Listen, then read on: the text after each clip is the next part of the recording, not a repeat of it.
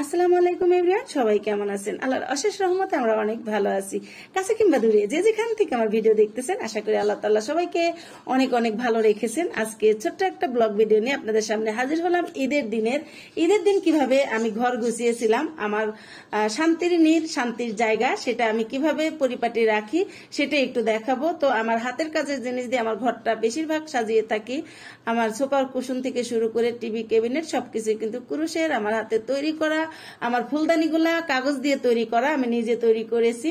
আর এই যে কাপগুলা হচ্ছে আমার ছেলে মেয়ের গিফটের। বাচ্চাদের গিফট পেলে মা বাবার অনেক ভালো লাগে।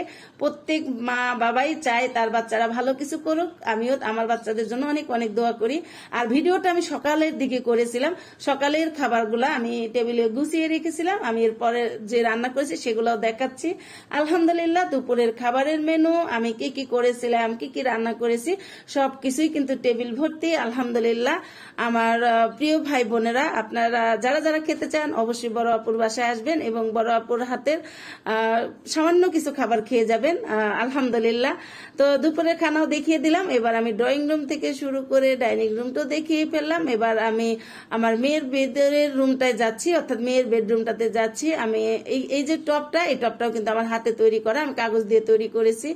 আর যেহেতু ড্রেসিং টেবিল ছিল সেজন্য আমি ক্যামেরাটা একটু ঘুরিয়ে জাস্ট ভিতরের রুমে চলে আসলাম। আর আমি মেয়ের আলমারিটা দেখাচ্ছি। আর ঈদের টাইমে এগুলা আমি খুব সুন্দর করে পরিষ্কার করে নিয়েছি। যেহেতু আমার ঘরে ফার্নিচার গুলা গর্জিয়াস কাজ করা, তো এগুলো পরিষ্কার করতে আমার অনেক অনেক কষ্ট হয়ে যায়। ডিজাইনওয়ালা জিনিসগুলা মুছতে মুছতে একটু টাইম লাগে। তো ওর খাট টেবিল সিম্পল, ও আমার মেয়ের কিন্তু সিম্পল জিনিস পছন্দ, তো আমার আবার গর্জিয়াস জিনিসগুলো পছন্দ। যাই হোক, যার যার পছন্দ, মেয়ের পছন্দ অনুযায়ী মেয়ের রুমটা আমি সাজানোর চেষ্টা করেছি। আমার বেডরুমে যাচ্ছি আর আমার বারান্দাতে যাব। আমার বারান্দাতে বেশ বাতাস লাগতেছিল, আমি বেশ টাইমটা বারান্দাতেই বসেছিলাম। তো আমার বেডরুমটাও আমি একদম সুন্দর করে গুছিয়ে নিয়েছি। আর আমার বেডরুম সাধারণত আমি এরকমই রাখার চেষ্টা করি সব সময়। আর এই যে কাগজের টেবিল, এটা হচ্ছে আমি কাগজ দিয়ে বানিয়েছি। আর উপরের ফুলদানিটাও কিন্তু আমার কাগজের, এটা আমার হাতে তৈরি করা। তো আমার কাগজের ফার্নিচার গুলো আপনাদের কাছে কেমন লাগলো সে কিন্তু আপনারা অবশ্যই কমেন্টের মাধ্যমে জানাবেন। আমার ছেলের রুমে চলে এসেছি। ছেলের রুমের এই যে কাগজের ফুলদানি, এটাও কিন্তু আমার হাতে তৈরি করা। এটা অনেক বড় একটা ফুলদানি। আর ওর খাটটাও আমি পরিপাটি করে গুছিয়ে রেখেছি। যখন ওরা নামাজে গেছে তখনই কিন্তু এটা আমি ভিডিও করে নিয়েছিলাম।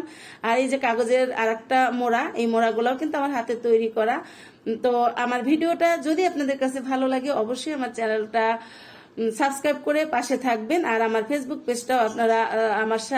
পেজটাও আপনারা সাপোর্ট করে আমার সাথে থাকবেন ইনশাআল্লাহ। তো আমার ভিডিওটা কেমন লাগছে অবশ্যই আপনারা কমেন্ট করে আমাকে জানাবেন। ভালো লাগলে সেটাও জানাবেন, ভালো না লাগলে সেটাও জানাবেন। তো আজকের মতো এখানে বিদায় নিচ্ছি। সবাই ভালো থাকবেন। আল্লাহ হাফেজ। আসসালামু আলাইকুম।